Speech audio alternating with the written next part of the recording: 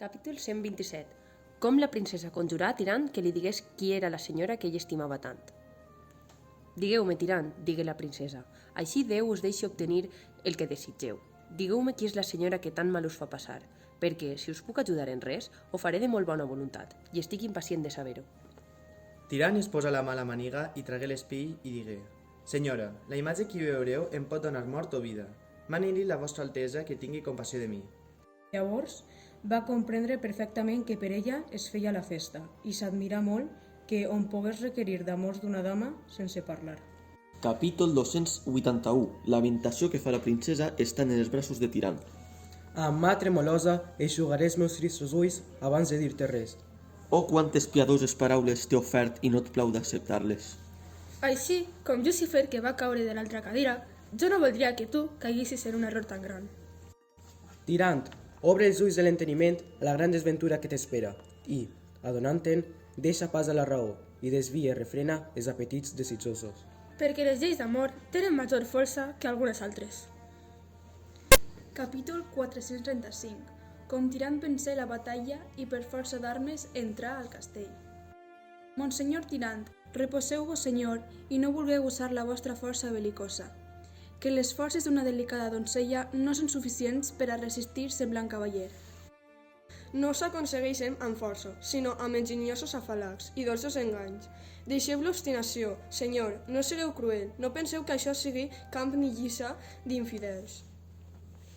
No vulgueu vèncer la que ja ha estat vençuda per la vostra benvolença. Us mostrareu com un cavaller damunt d'abandonada donzella? Cediu-me part de la vostra virilitat, perquè us pugui resistir. Ai, senyor, i com us pot agradar una cosa forçada? Ai, i l'amor us pot consentir que feu mal a la cosa estimada? Senyor, atureu-vos, per la vostra virtut i acostumada noblesa. Que les armes d'amor no han de tallar, ni han de rompre's, ni ha de ferir l'enamorada llança. Ai, cruel, fals cavaller, cridaré. Capítol 437. Reprensió d'amor que fa la princesa a Tirant. Encara que aquests siguin els senyals de l'amor, no s'ha de prendre amb tanta força ni crueltat. Ara, senyor Tirant, arribo a creure que no m'estimàveu amb amor virtuós. La brevetat d'aquest poc plaer ha pogut inhibir la virtut i ha aconseguit que hàgiu maltractat tant la vostra princesa?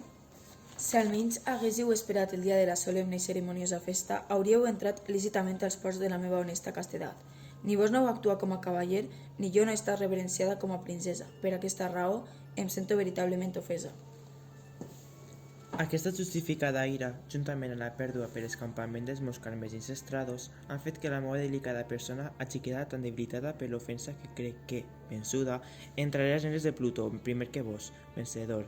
Hagiu robat les tendes dels extraviats i temorosos infidels, així que la festa de goig que s'havia de celebrar per mi la podeu convertir en tristes i doloroses exèquies. La reina no esperava que la afligida princesa digués res més, sinó que li digué amb cara alegre: «Aina beneita, com en sabeu de fer la llagrimeta, que les armes de cavaller no fan mal a les donzelles, que em vingui el mal que em direu, si no esteu guarida al matí». Capítol 470. La lletra de comiat que Tirant trameté a la seva princesa.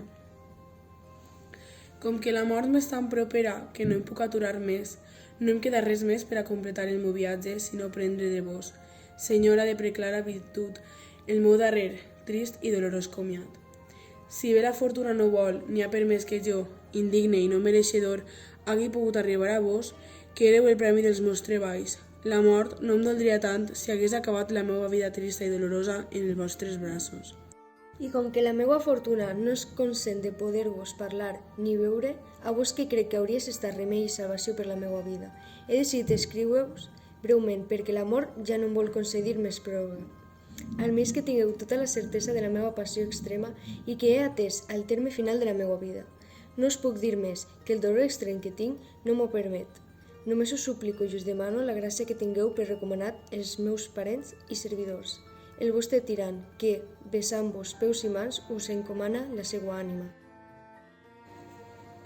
Capítol 473. La lamentació que feu la princesa sobre el cos de Tirant. Oh, fortuna monstruosa, amb diverses cares variables, sense repòs, sempre movent la teva inquieta roda. Has mostrat poderosament el més alt grau de la teva força iniqua contra els miserables grecs. Ell era la sustentació de la meva vida. Ell era el consol de tot el poble i el repòs de la bellesa del meu pare.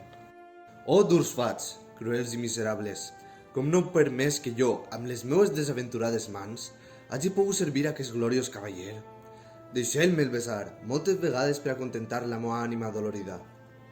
I l'afligida senyora besava el cos fred amb tanta força que es va trencar el nas, llaçant sang abundosa, que tenia els ulls i la cara plens de sang. No hi havia ningú que la veiés lamentar-se, que no llaçés abundoses llàgrimes de dolor.